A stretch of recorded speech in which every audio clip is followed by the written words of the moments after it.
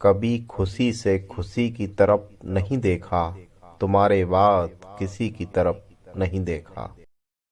दोस्तों, आज मैं आपको सुनाने जा रहा हूँ मुनव्वर राना की एक अनसुनी कहानी। फिर तेरा फसाना याद आया। आज मुद्दत के बाद एक पुराने जख्म से पपड़ी नोच रहा हूँ। 27 जनवरी 1973 का दिन एक ऐसा दिन था जब मुझे सूरज के डूबने का सबसे ज्यादा दुख हुआ। मेरे अख्तियार में होता तो अगले दिन सूरज को उगने ही नहीं देता। उस रात लाखों बार दोहराई हुई कहानी की तरह मोहब्बत अमीरी से फिर हार गई थी। ताकुब, तारुफ, तकल्लुफ, तवस्सुस, मगर उसकी शादी हुई दूसरे से। वैसे तो यह शेर मेरे एक महरूम दोस्त खलिस इम्तियाजी का है, लेकिन शेर ने मेरी मोहब्बत और उसकी नाकामी का पूरा हाल बयान कर दिया है। आज बहुत मुद्दत के बाद एक पुराने जख्म से पपड़ी नोच रहा हूँ। पुरानी यादों के जख्म की महक में एक अजीबो गरीब जादू होता है। मेरी मोहब्बत भी सदियों पुरानी अमीरी और गरीबी के बीच में खिंची हुई दीवार से सिर पटक कर लहूलुहान होती रही और समाज गूंगों के अस्पताल में हमेशा की तरह एक मैले बिस्तर पर लेटा रह गया। 27 जनवरी 1973 का दिन एक ऐसा दिन था जब मुझे सूरज के डूबने का सबसे ज्यादा दुख हुआ था। मेरे अख्तियार में होता तो अगले दिन सूरज को उगने ही नहीं देता। यह वही दिन था जब मेरी मोहब्बत पराई हो रही थी। उस रात लाखों बार दोहराई हुई कहानी की तरह मोहब्बत हमेशा की तरह अमीरी के मुकाबले में हार गई। यहाँ तक तो मेरी कहानी भी आम कहानियों से तकरीबन मिलती जुलती थी, लेकिन कहानी का अगला हिस्सा तकलीफ के एहसास से भी कांप उठता है। आमतौर पर मोहब्बत में शर्तों और मिन्नतों गुजारिश का लिहाज रखा जाता है, लेकिन यहाँ तो बिछड़ने वाले ने यह शर्त भी लगा दी थी कि तुम्हें हमारे निकाय में खुश दिली के साथ शरीक होना है। लिहाजा सूरज जैसे जैसे विदाई के लिए सफर का सामान बांध रहा था, मैं मजनू होते हुए भी रेगिस्तान की शक्तियों से डर रहा था। जी कड़ा करके और दिल पर हजारों मन का पत्थर रखकर मैंने रस्म मोहब्बत भी निभाने का इरादा कर लिया था।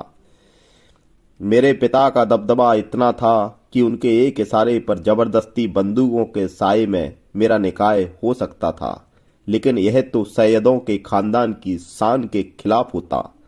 शादी में शामिल ज्यादातर लोगों को मेरी दास्तां का पता था और लोगों को दिलचस्पी के साथ ही हमारे लिए हमदर्दी भी थी, लेकिन हमदर्दी वह भीख है जिससे कोई भी भिक्षा पात्र नहीं भर सकता। मेरे ऑफिस से सटी हुई वह बिल्डिंग थी। बिल्डिंग के बरामदों में सैकड़ों लड़कियां और औरतें खड़ी थीं। उनकी बातचीत, उनके कहे कहे और इशारों ने मेरे मजबूत इरादों के टुकड़े टुकड़े कर दिए। मेरे सोचने समझने की ताकत खत्म होती जा रही थी। मैं अपने आप से अजनबी होता चला जा रहा था। सर्दियों की रात, 11 बजे का वक्त, सुनसान सड़क पर मैं तन्हा निकल पड़ा। कलकत्ते की खास सड़क सेंट्रल एवेन्यू पर आ गया। रात के 11:30 बज रहे थे। खुद खुशी का बार बार ख्याल आ रहा था।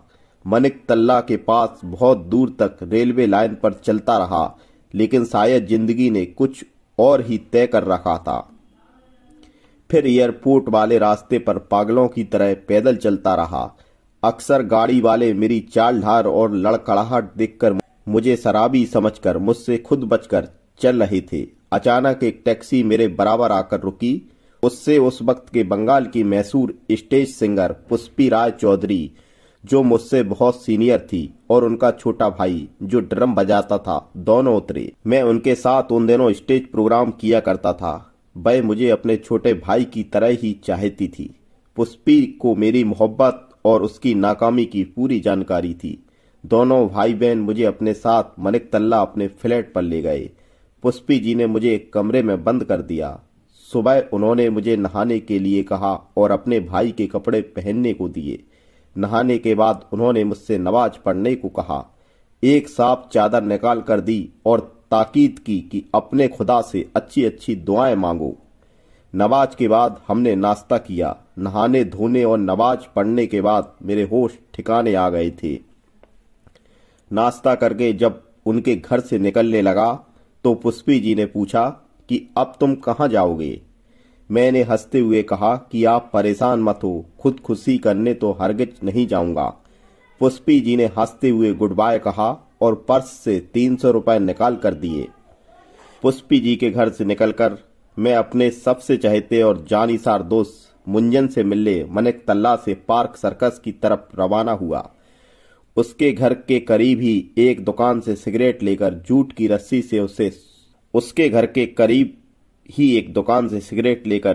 रस्सी से उसे सुलगा ही रहा था कि अचानक मुंजन ने मुझे आवाज दी।